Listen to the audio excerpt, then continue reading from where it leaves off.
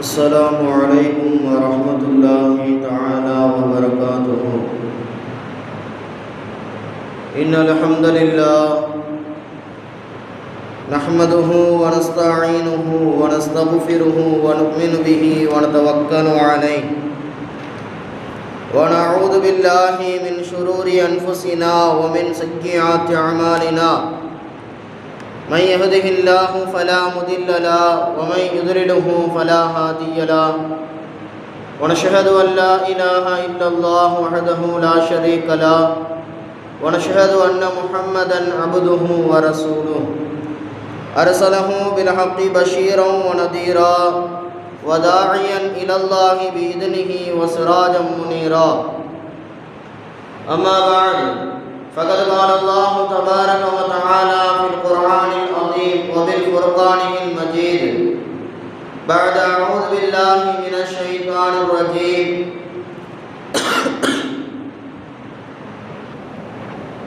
بفضل بسم الله الرحمن الرحيم. قل لا أسألكم عليه أجرا إلا المودة في القربى. صدق الله العظيم وصدق رسوله النبي الكريم ونحن على ذلك من الشاهدين والشاكرين. وقال رسول الله صلى الله عليه وسلم: يا أيها الناس إني قد تركت فيكم ما إن أخذتم به لن تضلوا كتاب الله وإطرة أهل البيت أو كما قال صلى الله عليه وسلم. எல்லா புகழும் புகழ்ச்சியும் நம்மை எல்லா முஸ்லிம்களாக முஃமினாக படைத்து மேலும் கண்மணி நாயகம் ரசூலுல்லாஹி ஸல்லல்லாஹு அலைஹி வஸல்லம் அன்னவர்களின் உம்மத்திலே ஒரு அங்கத்தினராக ஒருவராக ஆக்கினானே. அப்படிப்பட்ட அல்லாஹ்விற்கு அனைத்து புகழும் உண்டாகட்டுமாக. அல்ஹம்துலில்லாஹ் அல்ஹம்துலில்லாஹ்.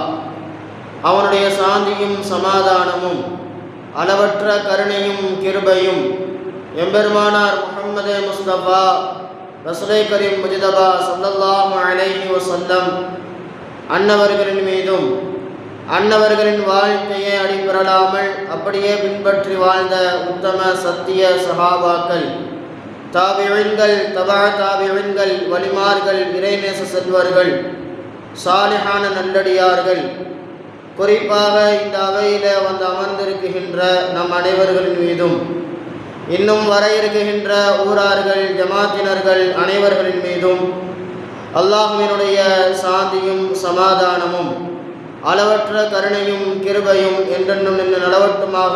ஆமீன் ஆமீன் யா ரப்பல் ஆலமீன். அன்பிற்கினிய அல்லாஹ்வின் நல்லடியார்களே, நாம் எல்லாம் அல்லாஹ்வை வணங்கி வழிபடுவதற்காக அவனுக்கு பிடித்தமான ஒரு இடத்துல அவனுடைய இல்லத்திலே ஒன்று கூட இருக்குகின்றோம். அல்ஹம்துலில்லாஹ் அல்ஹம்துலில்லாஹ்.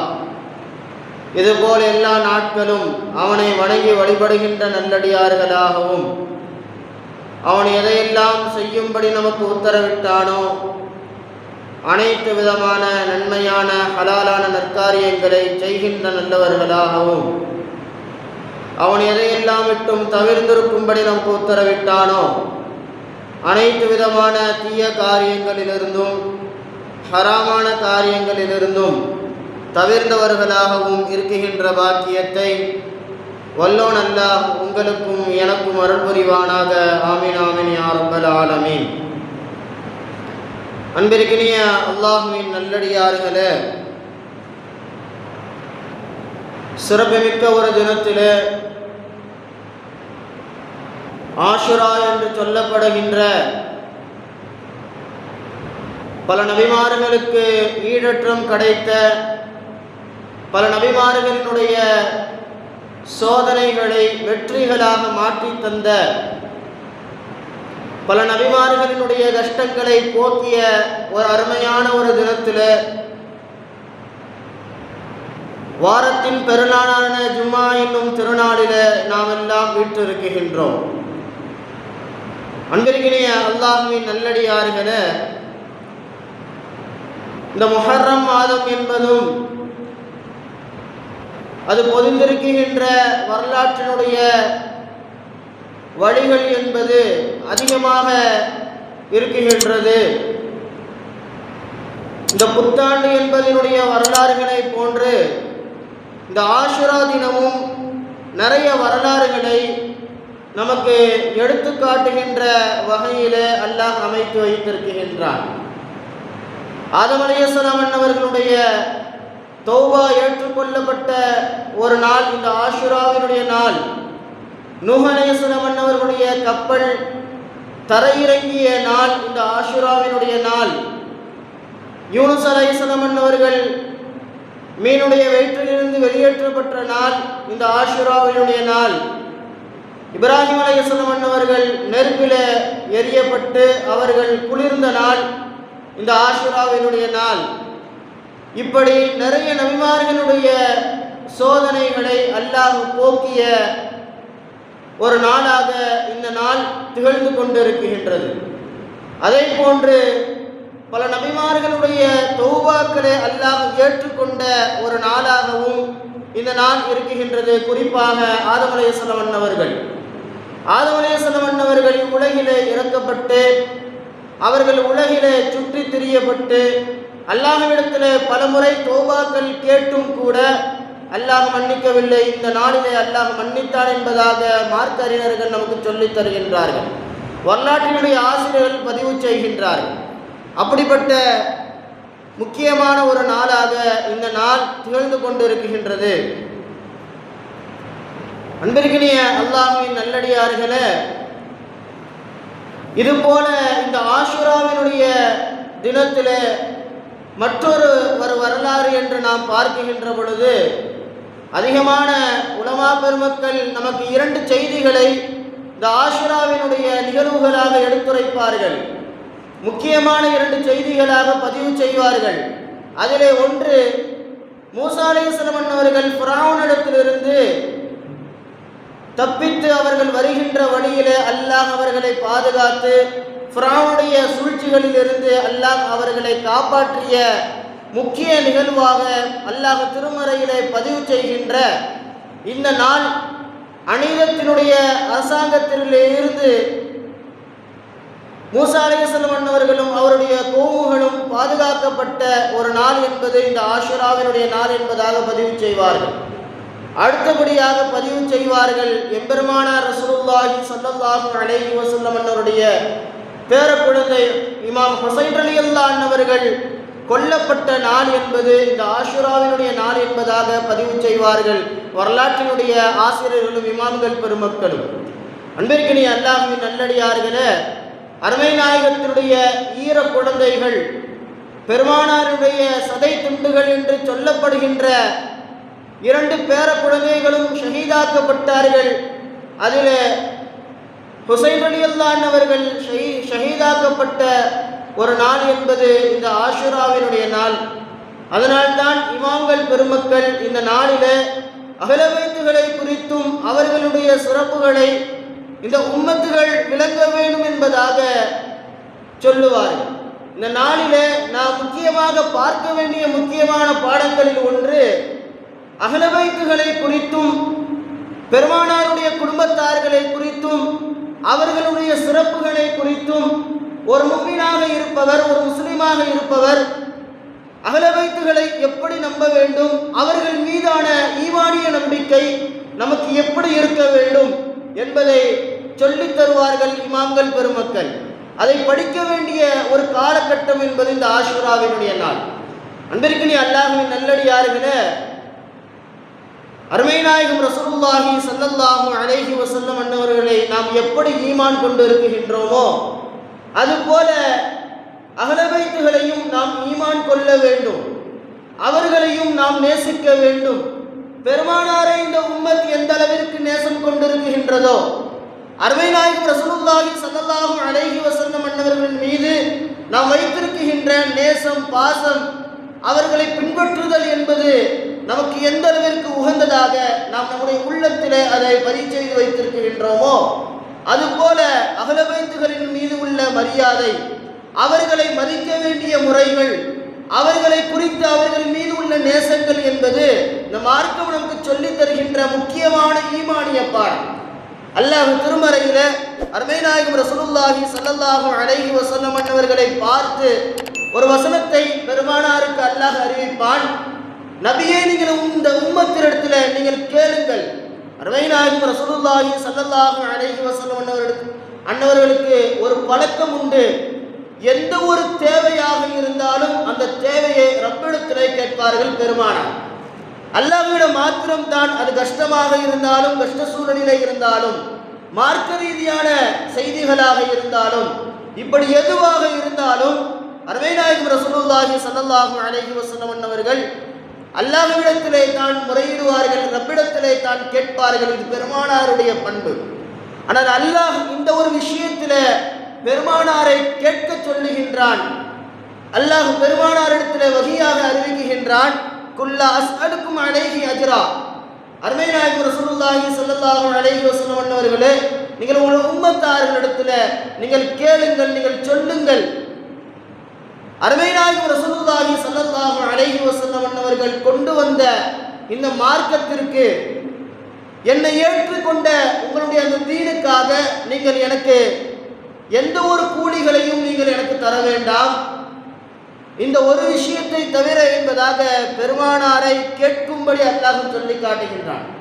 நாயகம் ரசூலுல்லாஹி ஸல்லல்லாஹு அலைஹி வஸல்லம் அவர்கள் நமக்கு கொடுத்திருக்கின்ற இந்த தீன், நம்முடைய உயிரினும் மேலான இந்த மார்க்கம் நமக்கு எந்த அளவிற்கு முக்கியம் என்பதை நாம் விளங்கியிருக்கின்றோமோ, அந்த மார்க்கத்தை கொடுத்த பெருமானாரை நாம் எந்த அளவிற்கு நேசிக்கின்றோமோ, இந்த மார்க்கத்திற்காக நாம் எதையெல்லாம் செலவு செய்து கொண்டிருக்கின்றோமோ, அதுபோல இந்த மார்க்கத்திற்காக நீங்கள் எதை செலவழிக்க வேண்டும் என்று, அதற்கு மாறாக நீங்கள் எனக்கு எதை தர வேண்டும் என்று நீங்கள் கேளுங்கள் என்பதாக பெருமானாருக்கு அல்லாஹ் சொல்லுவான். இல்லல் மவத்தத ஃபில் குர்பா, என்னுடைய அஹ்ல பைத்துகளை நீங்கள் நேசிப்பதை எனக்கு அதற்கு மாறாக நீங்கள் எனக்கு கூலியாக நீங்கள் தாருங்கள் என்பதாக, நீங்கள் அவர்களிடத்தில் கேளுங்கள் என்பதாக அல்லாஹ் திருமறையிலே பதிவு செய்வான். இதற்கு அல்லாஹ்வின் நல்லடியார்களே, நாம் கொண்டிருக்கின்ற இந்த மார்க்கம், நாம் கொண்டிருக்கின்ற இந்த கொள்கை, இதற்கு பெருமானாருக்கு நாம் உபகாரம் செய்ய வேண்டும் என்று சொன்னால், அந்த உபகாரம் நாம் தொழுகுவது, ஜகாத்து கொடுப்பது, நல்ல அமல்களை அதிகம் செய்வது, இதை தாண்டிலும் ஒன்று திருமறை நமக்கு சொல்லித் தருகின்றது. பெருமானாரை நாம் எப்படி நேசித்தோமோ அதுபோல அருமை நாயகம் ரசூலுல்லாஹி ஸல்லல்லாஹு அலைஹி வஸல்லம் அவருடைய குடும்பத்தை நாம் நேசிக்க வேண்டும். ரசூலின் மீது நாம் எந்த அளவிற்கு மரியாதை வைத்திருக்கின்றோமோ அதுபோல பெருமானாருடைய குடும்பத்தின் மீது நாம் மரியாதை வைக்க வேண்டும் என்பதாக திருமறை நமக்கு சொல்லித் தருகின்றது. மார்க்க அறிஞர்கள் அழகாக சொல்லித் தருவார்கள். ஒரு மனிதர், ஒரு இஸ்லாமியராக இருக்கின்ற ஒரு ஈமான்தாரி அஹ்ல பைத்துகளை எப்படி நம்ப வேண்டும் என்று சொல்லித் தருகின்ற பொழுது அழகாக சொல்லுவார்கள், அவர்கள் மீது, பெருமானாரின் மீது நாம் எப்படி நேசம் வைத்தோமோ அதுபோல அவர்கள் மீது நேசம் வைக்க வேண்டும். நாயகத்தை எப்படி நாம் ஈமான் கொண்டிருக்கின்றோமோ அதுபோல அவர்களுடைய விஷயத்தில் அனைத்திலையும் நாம் ஈமான் கொள்ள வேண்டும். அதே போல அவர்களை, பெருமானாரை நாம் எந்தெந்த இடங்களிலே எல்லாம் மரியாதை செய்கின்றோமோ அந்த இடத்துல எல்லாம் நாயகத்தினுடைய குடும்பத்தார்களின் மீது நாம் மரியாதை செய்ய வேண்டும். ஒரு சின்ன ஒரு எடுத்துக்காட்டு சொல்லலாம். அல்லாஹ் நம்முடைய தொழுகையில ஒரு வளமையை அல்லாஹ் வைத்திருக்கின்றான். நாம் தொழுகையை முடிக்குகின்ற அந்த அத்தைஹாத்தில நாம் ஓதுகின்ற அந்த ஸலவாத், அல்லாஹ் வெறுமனையாக பெருமானாரை புகழ்ந்து பெருமானாரின் மீது நீங்கள் ஸலவாத்து சொல்லுங்கள் என்பதாக அல்லாஹ் நிறுத்திருக்கலாம். அல்லாஹும்ம ஸல்லி அலா முஹம்மத் என்று அல்லாஹ் நிறுத்திருக்கலாம். ஆனால் அல்லாஹ் அடுத்த வார்த்தையும் சேர்த்தான், வ அலா ஆலி முஹம்மது என்பதையும் அல்லாஹ் சேர்ப்பதன் மூலமாக பெருமானாரினோடு அவருடைய குடும்பத்தார்களையும் நாம் தொழுகையிலே இணைக்குகின்றோம். இது அவர்களுக்கு நாம் செய்ய வேண்டிய மரியாதை என்பதை இந்த உம்மத்து விளங்க வேண்டும். ரசூலின் மீது நாம் எப்படி தொழுகையிலே ஸலவாத்து சொல்லுகின்றோமோ அதுபோல அவருடைய குடும்பத்தார்களின் மீதும் நாம் ஸலவாத்து சொல்ல வேண்டும். ரசூலின் மீது பரக்கத்து உண்டாகுவதாக என்று நாம் எப்படி துஆ செய்கின்றோமோ அதுபோல அவருடைய குடும்பத்தார்களின் மீதும் பரக்கத் உண்டாக வேண்டும் என்பதாக நாம் துஆ செய்கின்ற இந்த வளமையை அல்லாஹ் மார்க்கத்தின் மூலமாக தொழுகையிலே நமக்கு தருகின்றார் என்று சொன்னால், அந்த அஹ்ல பைத்துகளை நாம் எப்படி நேசிக்க வேண்டும் என்கின்ற பாடத்தை, அவர்களை நாம் எப்படி கையாள வேண்டும் என்கின்ற பாடத்தை நமக்கு மார்க்கம் அழகாக சொல்லித் தருகின்றது. இந்த சமூகத்தில் சில காலங்களாக நாம் பார்க்கின்ற முக்கியமான ஒரு விஷயம், சஹாபாக்களுடைய விஷயத்தில் நாம் தோய்விட்டு விட்டோம். சஹாபாக்களுடைய அவர்களுடைய கருத்துக்கள் மீது நமக்கு வருகின்ற சிந்தனைகள், அவருடைய கருத்துக்களின் மீது நமக்கு ஏற்படுத்தியிருக்கின்ற சில சிந்தனைகளின் மூலமாக அவர்களை நாம் தள்ளிவிடுகின்றோம். சில ஹதீதுகள் கூட ஓரங்கட்டப்படுகின்ற ஒரு சூழ்நிலைகள் கூட நம்மிடத்தில் ஏற்படுகின்றது. அதுபோல அஹ்ல பைத்துகளும் அதனுடைய வரிசையில நாம் பார்க்கின்றோம். அன்பிற்கினி அல்லாஹ்வின் நல்லடியார்களே, மார்க்கறிஞர்கள் சொல்லுவார்கள், அழகாக இந்த கொள்கையை எடுத்துரைக்கின்ற இமாம் அபூ ஹனீஃபா ரஹ்மத்துல்லாஹி அவர்கள் எழுதுவார்கள், அவர்கள் மீது உள்ள அந்த நம்பிக்கை இருக்கிறது அல்லவா, அவர்களை எந்த ஒரு காரியத்திலையும் விமர்சனம் பண்ணிவிடக்கூடாது. எந்த ஒரு காரியத்திலையும் சஹாபாக்களையோ அஹ்ல பைத்துகளையோ ஒரு முஃமினாக இருப்பவர் விமர்சனம் பண்ணிவிடக்கூடாது. காரணம் என்ன தெரியுமா? அவர்கள் நமக்கு பின்னால் வருபவர்கள் அல்ல, நமக்கு முந்தைய காலத்தில் சிறிய காலத்தில் வாழ்ந்தவர்களும் அல்ல. அவர்கள் யார்? பெருமானாரோடு இருந்தவர்கள், பெருமானாரை பார்த்தவர்கள், பெருமானாரை அப்படியே பின்பற்றியவர்கள், பெருமானாரை கண்ணும் கருத்துமாக செயல்களால் உடல்களால் தன்னுடைய உயிர்களால் அனைத்திலையும் பின்பற்றியவர்கள் அருமை சஹாபாக்கள் அஹ்ல பைத்துகள். அன்பிற்கினி அல்லாஹ்வின் நல்லடியார்களே, அவர்களுடைய விஷயத்திலே பெருமானார் இப்படி சொல்லுவார்கள், லா தத்தஹிதுஹும் அரதம் மின் பஅதி, எனக்கு பின்னால் என்னுடைய சஹாபாக்களுடைய விஷயத்தில் நீங்கள் யாரும் எந்த ஒரு கருத்துக்களையும் பேசிவிடாதீர்கள், முரணாக அவர்களுக்கு எதிராக நீங்கள் பேசிவிட வேண்டாம் என்று அருமை நாயகம் ரசூலுல்லாஹி ஸல்லல்லாஹு அலைஹி வஸல்லம் அவர்கள் அழகாக தன்னுடைய ஹதீஸிலே சொல்லுவார்கள். இதுதான் ஒரு முஃமினாக இருப்பவர் பேண வேண்டிய ஒழுக்கம். ஒரு ஹதீஸிலே ஒரு சஹாபியின் மீது அல்லது அஹ்ல பைத்துகளின் மீதோ நமக்கு ஏதாவது ஒரு மனக்கசப்போ அல்லது ஏதாவது ஒரு சந்தேகங்களோ ஏதாவது ஒரு கருத்துவியலாக நமக்கு ஏற்படுகின்ற பொழுது அந்த கருத்துவியலை ஒரு முஃமின் எப்படி சமாளிக்க வேண்டும், எப்படி அவன் அதை சிந்திக்க வேண்டும் என்று சொன்னால் அதற்கான தீர்வை அவன் ஆராய வேண்டும், அதற்கான தீர்வுகளை அவன் தேட வேண்டும். மார்க்கம் ரீதியாக, ஹதீதுகள் ரீதியாக, குர்ஆன் ரீதியாக, மார்க்க அறிஞர்களுடைய சொல் ரீதியாக அதற்கான தீர்வுகளை காண வேண்டும். அந்த தீர்வு கிடைக்காத பொழுது அந்த செய்தியை அப்படியே விட்டுவிட வேண்டும். அதிலே நாம் உள்நுழைத்து அதிலே கருத்துவியல்கள் சொல்லுவது என்பது உகந்தது அல்ல என்பதாக மார்க்கறிஞர்கள் சொல்லி காட்டுவார்கள். எனவே தான் இன்று வரையிலையும் நாம் பார்க்கலாம், நிறைய ஆலிம் பெருமக்கள் இந்த ஆஷுராவிலே நடந்த கர்பலா நிகழ்வுகளை குறித்து அதிகமாக பேச மாட்டார்கள்.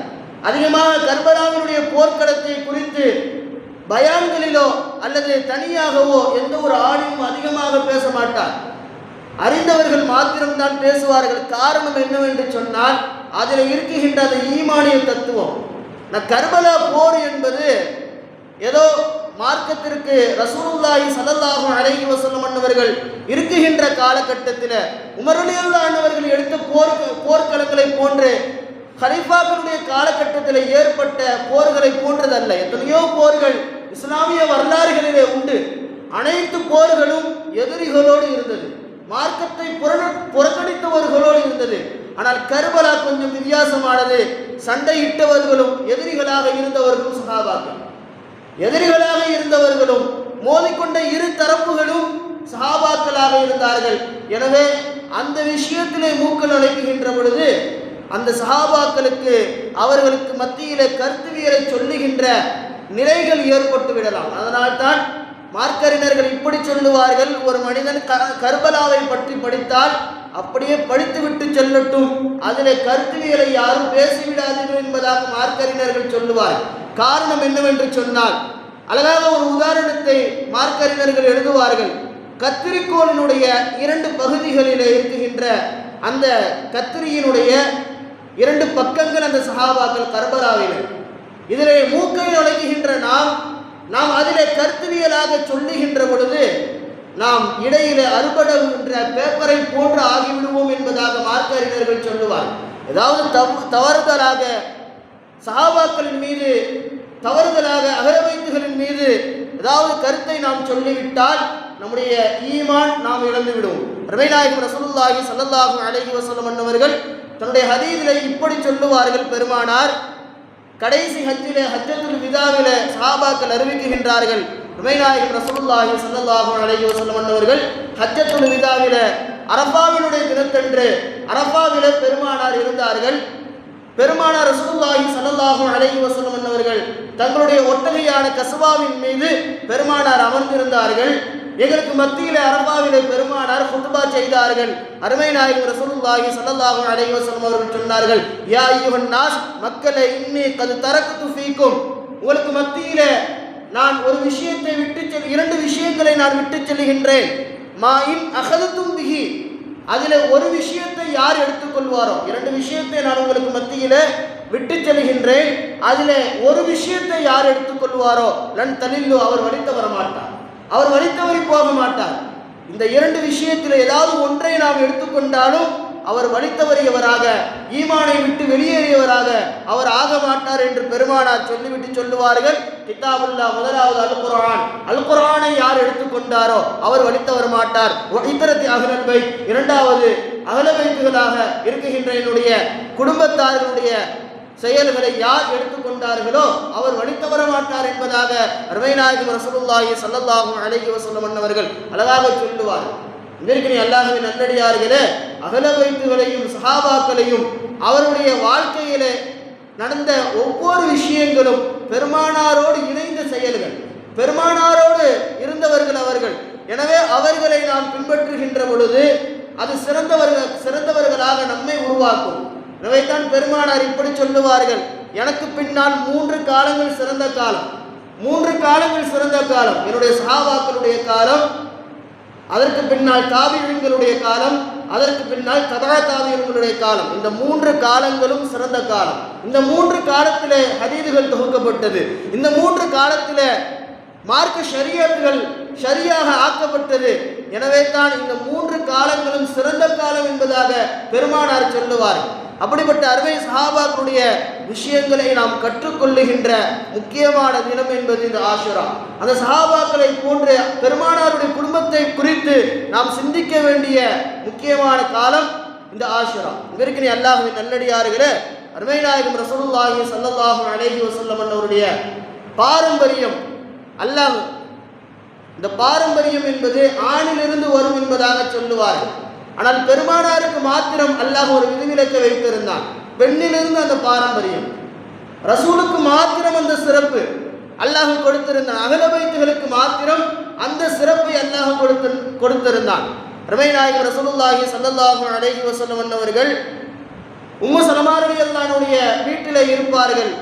ஜிப்ரைல் அலைஹிஸ்ஸலாம் அவர்கள் வருவார்கள், வந்து ஒரு ஆயத்தை பெருமானாருக்கு அறிவிப்பார்கள். இன்னமா யுரீதுல்லாஹு லியுذஹிபக்கும் அஹ்லர் ரிஜ்ஸி அஹ்லல் பைத் வ யுத்ஹிருக்கும் தத்ஹீரா. ஜிப்ரைல் அலைஹிஸ்ஸலாம் அவர்கள் அறிவிப்பார்கள், அல்லாஹ் சொன்னான், உங்களுடைய அஹ்ல பைத்துகளை அனைத்து விதமான அசுத்தங்களிலிருந்தும் அல்லாஹ் தஆலா நீக்கிவிட்டான் என்பதாக அல்லாஹ் திருமறையை பெருமானாருக்கு அறிவிக்கின்ற பொழுது அந்த வீட்டிலே பெருமானார் இருக்குகின்றார்கள். அன்னை ஃபாத்திமா ரலியல்லாஹு அன்ஹா அவர்களை தன்னுடைய போர்வைக்குள்ளே வர சொல்லுகின்றார்கள். ஒரு போர்வை பெருமானார் வைத்திருந்தார். அந்த போர்வைக்குள்ளே ஃபாத்திமா ரலியல்லாஹு அன்ஹா அவர்களை வரவழைக்கின்றார்கள். இமாம் ஹசன் ஹுசைனை வரவழைக்கின்றார்கள். பின்னால் அலி நிற்கின்றார், அலியையும் உள்ளே வரவழைக்கின்றார்கள். அனைத்து விட்டு பெருமானார் சொன்னார்கள், யா அல்லாஹ், இது என்னுடைய குடும்பம், இது என்னுடைய குடும்பம், இவர்களை நீ பரிசுத்தப்படுத்தி விடு என்பதாக பெருமானார் சொன்னார்கள். அன்பிற்கினி அல்லாஹ்வின் நல்லடியார்களே, நாயகத்தினுடைய மகளாராகிய ஃபாத்திமா ரலியல்லாஹு அன்ஹாவுடைய சந்ததியிலிருந்து இமாம் ஹசன் ஹுசைன் வந்தார்கள். ஹுசைன் ரலியல்லாஹு அன்ஹு அவர்கள் கொல்லப்படுகின்ற பொழுது, இந்த கர்பலாவில கொல்லப்படுகின்ற பொழுது சுமார் அஹ்ல பைத்துகள் மாத்திரம் 72 நபர்கள் கொல்லப்படுகின்றார்கள். சில விமர்சனங்களுக்காக. அன்பிற்கினி அல்லாஹ்வின் நல்லடியார்களே, கர்பலாவினுடைய நிகழ்ச்சிக்குள்ளே நாம் போக வேண்டாம். கொல்லப்படுகின்ற அந்த நேரத்திலே அல்லாஹ் அஹ்ல பைத்துகளை எப்படி பாதுகாக்குகின்றான் என்று பார்க்கின்ற பொழுது இமாம் ஹுசைன் ரலியல்லாஹு அன்ஹு அவருடைய மகனாராக ஸைனுல் ஆபிதீன் என்கின்ற ஒரு சஹாபி, அவர்களை சிறு வயதிலே அவர்கள் இருக்குகின்றார்கள். அந்த நேரத்தில் அவர் நோய்வாய்ப்படுகின்றார். அவர் நோய்வாய்ப்பட்ட அந்த நேரத்தை வைத்து அவர்களுக்கு அந்த நேரத்தில் அந்த எதிரிகள் அவர்களை விட்டுவிடுகின்றார்கள். நயவஞ்சகர்கள் அவரை கொல்லாமல் விட்டுவிடுகின்றார்கள். அவர்களின் மூலமாக பெருமானாருடைய சந்ததி இன்று வரையிலேயும் உலகத்திலே வாழ்ந்து கொண்டிருக்கின்றது என்பதை நாம் பார்க்கின்றோம். நாயகத்தினுடைய அந்த சந்ததி ஃபாத்திமா ரலியல்லாஹு அன்ஹா ஆரம்பித்து இதுவரையும் கியாமத் வரையிலையும் அது தொடர்ந்து கொண்டிருக்கின்றதை நாம் பார்க்கின்றோம். அன்பிற்கினிய அல்லாஹ்வின் நல்லடியார்களே, அஹ்ல பைத்துகளை குறித்து நாம் சிந்திக்கின்ற பொழுது நாயகம் ரசூலுல்லாஹி ஸல்லல்லாஹு அலைஹி வஸல்லம் அவர்கள் 3 செய்தியை நமக்கு சொல்லி தந்தார். 3 செய்தியை நம்முடைய பிள்ளைகளுக்கும் நாமும் கற்றிருக்க வேண்டும். அது நம்முடைய ஈமானுக்கு பலமிக்கதாக இருக்கின்றது என்று பெருமானார் ரசூலுல்லாஹி ஸல்லல்லாஹு அலைஹி வஸல்லம் அவர்கள் சொன்னார். முதலாவது அல்-குர்ஆன். அல்-குர்ஆனை நம்முடைய பிள்ளைகளுக்கு நாம் கற்றுக் கொடுக்க வேண்டும். அது அந்த பிள்ளைகளை நம்மை நேரிய வழியில செலுத்துவதற்கு முக்கிய காரணியாக ஆகிவிடும். நம்மை நேர்வழிப்படுத்துகின்றதாக அல்-குர்ஆனை நாம் கற்கின்ற பொழுது அது நம்மை நேர்வழிப்படுத்திவிடும். அதனால் நம்முடைய பிள்ளைகளுக்கு அல்-குர்ஆனை கற்றுக் கொடுங்கள், நீங்களும் கற்றுக்கொள்ளுங்கள் பெருமானார் சொன்னார். இரண்டாவது செய்தி அருமை நாயகம் சொன்னார்கள், என்னின் மீது உள்ள பாசத்தையும் என்னுடைய செய்திகளையும் நீங்கள் கற்றுக் கொடுங்கள். நாயகத்தினுடைய செய்திகளை, நாயகத்தினுடைய ஹதீதுகளை நாம் படிப்பது, இது நம்முடைய ரோல் மாடலாக நாம் பின்பற்ற தகுதியானவராக அருமை நாயகத்தை நாம் வைத்துக் கொள்வதற்கு முக்கிய காரணியாக அது ஆகிவிடும்.